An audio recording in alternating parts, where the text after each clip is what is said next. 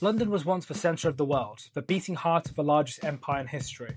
From its stone halls flowed decisions that shaped continents, trade routes, conquests, and colonizations. The sun never set on the British Empire, and London was its sun. But what happens when an empire dies? Today, London stands heavy with memory. Grand architecture masks growing poverty. Pride in history wrestles with the shame, and the question that haunts the city, silently yet persistently, is this: who is London now, if not the capital of an empire? This is not the story of politics or economics. This is the story of the soul of a city, of an empire. The philosophy it was built upon, the ideals it extorted, and the beliefs it now struggles to reconcile with. It is about how stone carries memories, how rituals shape identity, and how silence can echo louder than pride. At its height, the British Empire controlled nearly a quarter of the world's land. And London, well, London was its mind, its voice, its logic, its moral compass, at least in its own narrative. Empire wasn't merely an extension of force, it was an extension of thought.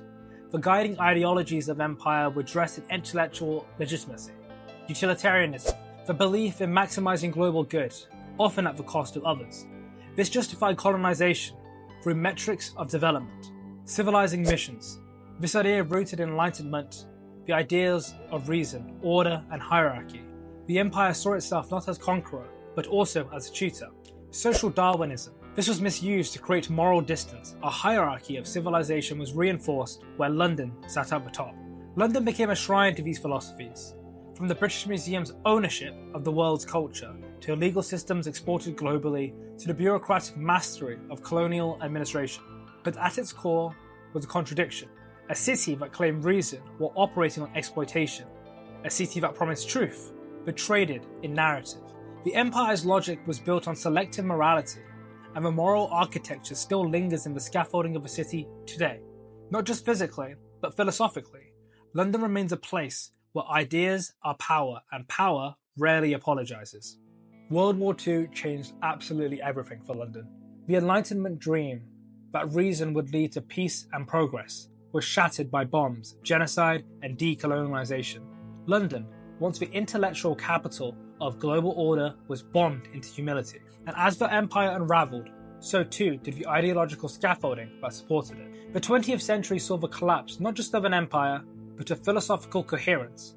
The same city that once proclaimed universal truth became haunted by relativism. Postmodernism crept in, subtly, persistently. Institutions stopped claiming certainty and instead they managed decline. Politicians stopped speaking of the mission and started speaking of managing optics. London became post-truth long before the term was coined. As immigrants from the Commonwealth arrived, teachers, nurses, engineers, they brought not just labour, but the mirror. They asked, what does London really believe in now? Equality, fairness, or just decorum?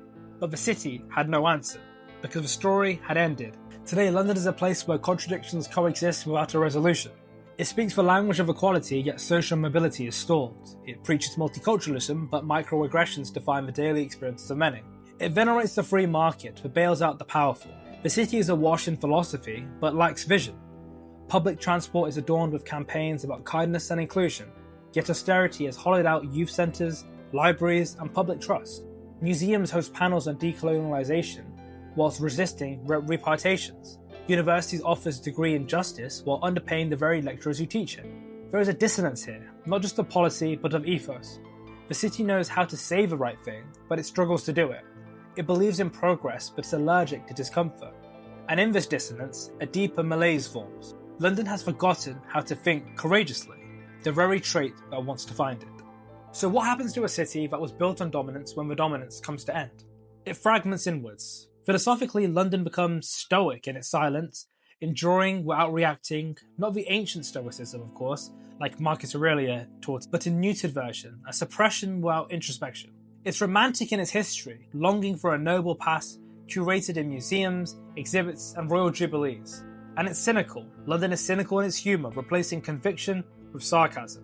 The psyche of post-Empire London is cautious, it's self-deprecating, witty but wounded. It distrusts emotions, it clings to irony, and treats the vulnerable as foreign. This is not resilience, it's repression, and repression over decades becomes identity. Underneath all of it, beneath the theatre of Britishness, is unprocessed grief, not just for a loss of power, but for the moral foundation that was never rebuilt, for the philosophical vacuum that ambition used to fill. But cities can think again, they can dream again. Athens had democracy, Florence had humanism, and New York has ambition. What could London stand for? Well, it could stand for pluralism, the philosophy of many truths coexisting, a rejection of the empire's singularity. It could stand for caring ethics, placing vulnerability at the centre of civic life, a city that protects its most fragile.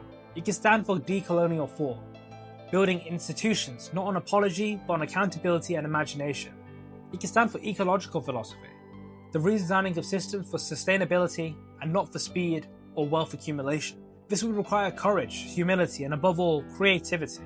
The ability to tell a new story, not just to critique an old one. London could become a philosopher city, a place where thought isn't just printed in books, but lived in policy, where memory isn't worshipped, but recontextualized. All cities are stories, but stories require meaning. London's myth was clear, it was an empire that gave out order and global centrality. Now it needs a new one, not a fiction, a philosophy. One that admits contradiction, one that makes room for shame and celebration, for critique and pride. One that isn't afraid to speak plainly about what was taken and what could be built. Perhaps the new London will be a myth in reverse, not a tale of a rise, but a reckoning, not a blueprint for power, but a meditation on its limits. A city of ambiguity, not answers, of dialogue, not decree, a capital of post-imperial philosophy. So what happens when an empire dies? Well, if it's lucky, like the British Empire, it'll leave behind a great city, like London.